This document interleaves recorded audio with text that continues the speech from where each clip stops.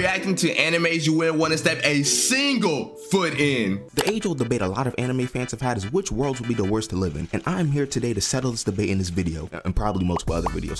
First off, we gotta set some guidelines. You are going into each universe as yourself. No hidden no overpowered ability, is just you. You still have the ability to learn the power system of the anime. That is, if it's something that anyone can learn. Things like chakra, nin, and haki can be learned, but please remember, chances are high that you are not going to have explosive growth like the MC. I better not see one of y'all in the comments saying, I'm gonna learn if I sing that. No, you won't, because you're not that guy, pal. Trust me, you're not that guy. Also, at the end of each segment, we'll put these anime into a tier list. We got multiple tiers. A tier being better than real life, B tier basically being real life, C tier being a world where you're fine as long as you mind your business, D tier is you're probably cooked if you go to this anime, and F tier is delete yourself because something or someone else will do it for you. So without further ado, let's go into the first anime.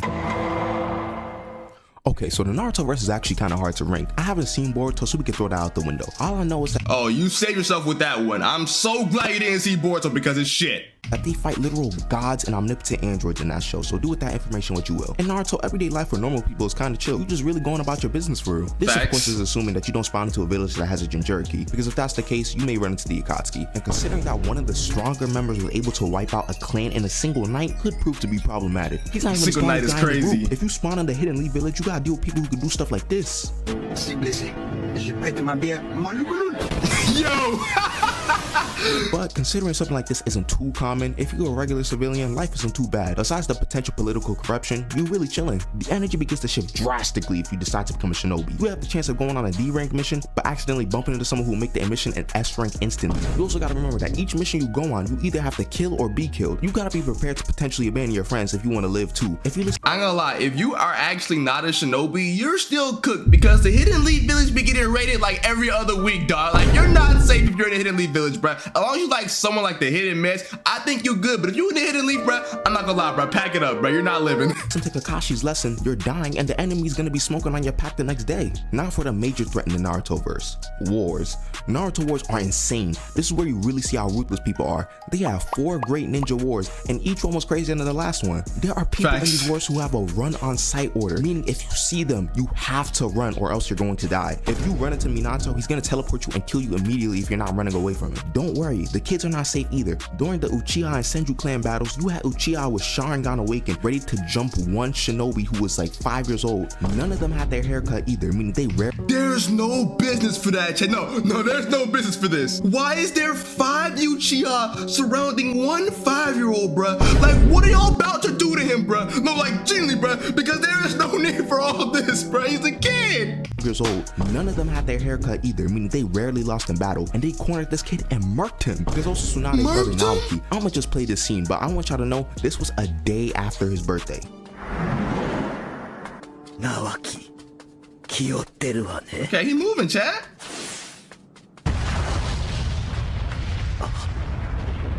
Oh, guys, he was only 12 and he got put on a certificate just like that from something he did not even see. And we all know what nonsense was happening in the 4th grade ninja war. Madara literally soloed an entire army. Y'all see these random ninjas getting packed up? That's probably gonna be one of y'all if y'all are shinobi in this verse. So overall, I put Naruto in a high D tier, low C tier, because during wars as a shinobi, you're probably about to die. But during peaceful times, you're really just chilling, especially if you're a civilian. Don't know if I can say that about the next anime though. Dragon Ball. This one might be a bit controversial, but DBZ probably wouldn't be as bad as you think. The villains in the Dragon Ball franchise are frighteningly strong. Demon King Piccolo from Dragon Ball was able to destroy an entire city with a blast. Vegeta could destroy planets with a single finger in the Saiyan saga. Boo casually killed everyone on Earth like it was nothing. Even in heaven, fighters were not safe because Boo pulled up there to run fades and permanently kill people. The viewers are all aware of how strong some of these people are. The keywords are, the viewer is aware. Most of the time, the Z Fighters can fix any lives lost with the Dragon Balls. It's not like the future timeline where people are getting murked left and right. I mean, they can fix it, but who wants to experience getting murked by Majin Buu, bro? Like, I'm not trying to experience that. Like, oh, experience that real quick, you'll get brought back to life in about a week or two. Like, what? Most of the time, the Z Fighters can fix any lives lost with the Dragon Balls. It's not like the future timeline where people are getting murked left and right with no means to actually come back. And the craziest thing is, the average human does not know anything about the Z Fighters and what they do for real. Kind of. No one knows about Goku beating King Piccolo. People even thought that Majin Buu was a hoax after they were revived because they thought it was just so ridiculous. The only threat humans really knew about was Cell, and that's because he televised everything. But in the end, people just thought that Hercule Cell was a ended up being menace. Cell anyways. Majority of the people don't even know about the Dragon Balls. Living in DBZ probably wouldn't be as bad as you think, because besides the occasional mass extinction from a villain, which would be undone anyways, you'd probably never notice anything too different about here in the DBZ world. But still, I'd probably put it in a C tier, because you still gotta mind your own business. Like, if you see anyone abnormally strong, don't try to explore anything, because you are about to get violated. It also may seem like a lot of terrorists are attacking, so when you hear explosions from across the city, just go the other direction. If you like this type, that's all I gotta do, bro. Just go the other direction. Don't mind, you know what I'm saying, the Majin Blue flowing over my city, bro. Just go the other direction, bro. Like, I ain't gonna lie, bro. Dragon Ball is definitely D tier on that list, bro. There's no way I'm going in there, bro.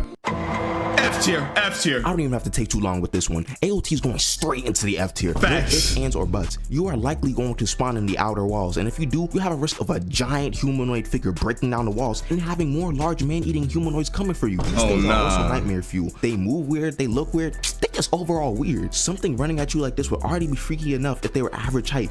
Now keep in mind, they have no clothes on. Not only are they running giants, but they have no clothing, so they probably gonna slap their meat on you, bro. I'm just being real. Making them over 10 feet tall makes it infinitely worse. Imagine having this at your window when you are sleeping. Then there are the different variants of Titans, where some just move abnormally fast or just are more deadly than others. Oh yeah, don't become a scout either unless your last name is Ackerman. You are not lasting more than 3 missions outside the walls. If you were out on the Annie mission, you're cooked. She wasn't going around mindlessly chasing people, she was just murking people in all types of ways. These missions always just devolve into chaos as well. Like, you can't go on a single trip outside the walls without some Titans messing up the formation. However, this only matters if you are inside the walls, because outside the walls really is just normal activity we see on Earth. You know, until Aaron pulls up. People being oppressed in the walls for hundreds of years decided to retaliate, you know, nuking areas, murdering a bunch of people. Oh yeah, there was also this kid who got really obsessed with freedom and decided to commit mass genocide of all humans around the world to complete that goal. But besides that, it's pretty normal. The tier list is looking pretty accurate to me, but I'm curious as to what you guys think. So, I'm not gonna lie, bro. Dragon Ball should definitely not be C tier. It should be in the D. You're probably cooked because, like, one villain, you know what I'm saying, he tweaks out, blows up your city, blows up your planet. Like, you're probably cooked. Even if you mind your business,